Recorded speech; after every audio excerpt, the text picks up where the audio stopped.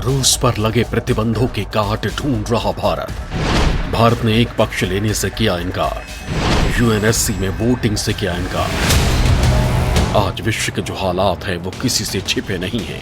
Ukraine का रूस का हमला सभी के लिए चिंता बना हुआ है, क्योंकि भले ही ये युद्ध यूक्रेन और रूस के बीच हो, लेकिन उसका असर पूरी दुनिया पर पड़ सकता है। आने वाला संकट कितना भयानक होगा इसका अंदाजा भी नहीं लगाया जा सकता। पूरी दुनिया रूस को रोकने का प्रयास कर रही है, लेकिन रूस अपने हठ पर अड़ा है। इस महाविनाश को रोकने के लिए अमेरिका और पश्चिमी देशों ने रूस पर कई प्रतिबंध भी लगाए, लेकिन रूस रुकने को तैयार नहीं है। इन सब के बीच यूक्रेन की एक ही आस बची है, वो है भारत। उसने भारत से अपील की है कि वो रूस से युद्ध को रोकने के लिए कहे।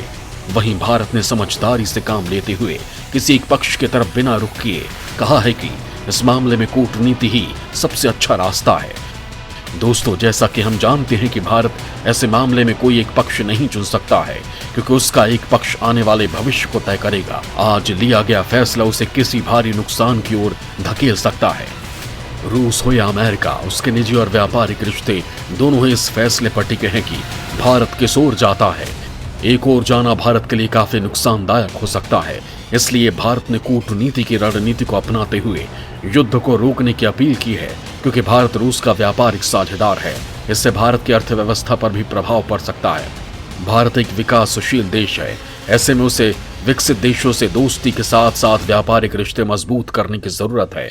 वहीं रूस भारत को कई महत्वपूर्ण वस्तुओं का निर्यात करता है। युद्ध के कारण रूस पर लगे प्रतिबंध भारत की अर्थव्यवस्था पर प्रभाव डाल सकते हैं। ऐसे समय में भारत को पूरी सजगता के साथ कदम उठाने होंगे, जिससे उसके व्यापारिक रिश्तों पर कोई आंच न आए। इसके साथ ही अमेरिका जैसी महाशक्ति का साथ भी भारत की जरूरत है।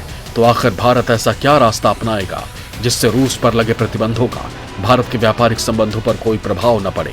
हम जानेंगे कैसे भारत इन प्रतिबंधों से बचकर अपना सुरक्षित रास्ता निकालने की कोशिश कर रहा है।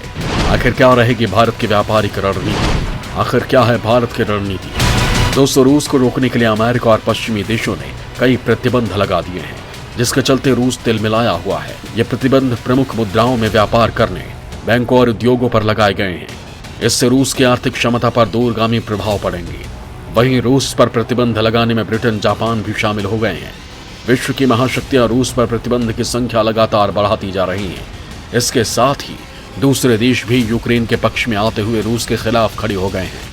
ऑस्ट्रेलिया से रूस के संबंध किसी से छिपे नहीं हैं। 2014 से ऑस्ट्रेलिया ने रूस पर प्रतिबंध लगा रखे हैं।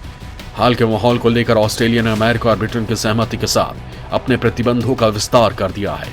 अमेरिका ने VTB सहित 4 और रूसी बैंकों पर प्रतिबंध भी लगाने की बात कही है। साथ ही बाइडेन ने कहा है कि दुनिया के अधिकतर देश रूस के खिलाफ हैं। वहीं इस अभियान में न्यूजीलैंड, दक्षिण कोरिया, जापान ने रूस द्वारा यूक्रेन पर किए गए हमले की निंदा की है। इसके साथ ही फ्रांस, जर्मनी भी रूस के खिलाफ खुलकर खड़े हो गए हैं। वहीं अमेरिका के राष्ट्रपति जो बाइडेन ने यूक्रेन के लिए $350 मिलियन की सैन्य सहायता देने का ऐलान किया है। वहीं इन प्रतिबंधों को लेकर यूक्रेन के राष्ट्रपति ने अंतर्राष्ट्रीय समुदाय से और आधिकारिक प्रतिबंध लगाने का अनुरोध किया है। यूक्रेन का कहना है कि रूस पर अभी तक लगाए गए प्रतिबंध पर्याप्त नहीं है। विश्व भर के देशों ने जहां रूस पर प्रतिबंध लगाने पर सहमति जताई है, वहीं भारत ने अपना एक पक्ष न रखकर युद्ध की निंदा की, लेकिन व्यापार के रास्ते बनाए रखने के लिए तोड़ निकालने की कवायद शुरू कर दी है। दोस्तों, यहाँ हम आपको बताएंगे कि अगर भारत इन प्रतिबंधों में शामिल हो जाता है तो भारत के वो कौन से क्षेत्र हैं जो प्रभावित होंगे, जिनके कारण भारत को भारी नुकसान हो सकता है। भारतीय अधिकारियों का कहना है कि रूस पर लगे प्रतिबंधों के चलते उसका बड़ा प्रभाव खाद पर पड़ेगा, जब वो रूस से बड़ी मात्रा में आयात करता है। खाद की आपूर्ति नहीं होने पर इसका पूरा असर कृषि पर पड़ने वाला है। इसके साथ ही रूस भारत का सबसे बड़ा हथियारों का सप्लायर रहा है। प्रतिबंधों के चलते भारत की रक्षा प्रणाली पर खतरा मंडरा सकता है।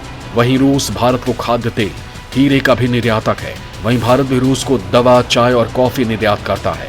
हम अगर दोनों देशों के बीच व्यापार की बात करें तो साल 2021 में रूस ने भारत को करीब $6.9 अरब के सामान का निर्यात किया था। वहीं भारत ने रूस को लगभग $3.33 अरब के सामान का निर्यात किया था। अपने व्यापारिक संकट को देखते हुए भारत प्रतिबंधों की काट ढूंढ रहा है। इसके लिए भारतीय अधिकारियों ने बताया कि ट्रेड सेटलमेंट के लिए जरूरी है कि रूसी बैंक और कंपनियां भारत के सरकारी बैंकों में खाता खोलें। प्रतिबंध की स्थिति में भारत डॉलर्स में लेन देन नहीं कर सकता। ऐसे में खाता खोलने से रुपए से लेन देन होगा। सूत्रों का कहना है कि ऐसे खातों में रखा फंड दो देशों के बीच व्यापार के लेन देन के लिए भुगतान की गारंटी का काम करता है।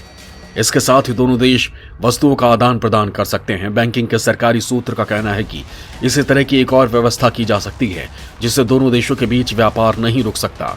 इस योजना में रूस के साथ सेटलमेंट का एक हिस्सा विदेशी मुद्रा में और शेष हिस्सा स्थानीय रुपयों में खातों के माध्यम से किया जा सकता है। इस तरह के तंत्र के इस्तेमाल देश प्रतिबंध के प्रहार से बचने के लिए करते हैं। साल 2012 में भारत ने इसका इस्तेमाल ईरान के साथ अपने परमाणु हथियार कार्यक्रम के लिए किया था, जब ईरान पर पश्चिमी देशों ने प्रतिबंध लगा दिए थे, और ये योजना कई सालों से सही तरह से काम कर रही है। भारत सरकार के एक अधिकारी ने कहा कि ये अभी शुरुआती चरण में है और दोनों पक्षों के बीच औपचारिक बातचीत अभी शुरू नहीं हुई है। हालांकि वित्त मंत्रालय ने इस पर कोई टिप्पणी नहीं दी। वहीं संयुक्त राष्ट्र सुरक्षा परिषद में भारत ने समझदारी दिखाते हुए रूस के हमले की निंदा तो की है, लेकिन उसने वोटिंग करने से भी मना कर दिया है, क्योंकि भारत के पास इसके अलावा और कोई रास्ता भी नहीं था। क्योंकि भारत के एक तरफ रूस जैसा दोस्त है तो दूसरी तरफ रणनीतिक साझेदारी वाला अमेरिका। भारत किसी एक को नहीं चुन सकता। वोटिंग से परहेज करने वालों में चीन और यूएई भी शामिल हैं। संयुक्त राष्ट्र में भारत के स्थायी प्रतिनिधि टी.एस. तिरुमूर्ति ने भारत की तरफ से पक्ष रखा। उन्होंने कहा, मतभेदों और विवादों को निपटाने के लिए बातचीत ही एकमात्र रास्ता है। हालांकि इस समय ये कठिन लग रहा है। ये बड़े दुख की बात है कि कूटनीति का रास्ता छोड़ दिया गया, इसलिए हम लौट रहे हैं। इन सभी कारणों से भारत ने इस प्रस्ताव को छोड़ने का फैसला लिया है। भारत ने कहा है कि वो यूक्रेन के हाल से दुखी है। हम अपील करते हैं कि हिंसा और शत्रुता तत्काल समाप्त की जाए, क्योंकि मानव जीवन से ज्यादा और कुछ भी कीमती नहीं है और इसकी कीमत पर कोई भी समाधान निकाला जा सकता है। हमें भारतीय समुदाय के कल्याण और सुरक्षा के बारे में भी चिंता है, क्योंकि यूक्रेन में बड़ी संख्या में भारतीय छात्र रहते हैं। वहीं रूस के संयुक्त राष्ट्र दूत ने संयुक्त राष्ट्र सुरक्षा परिषद के मसौदे के प्रस्ताव को रूस विरोधी बताया। वहीं रूस के खिलाफ लाए गए प्रस्ताव पर America, UK, France, Norway, Ireland, Albania, Gabon, Mexico, Brazil, Ghana और केन्या जैसे देशों ने मुहर लगा दी है।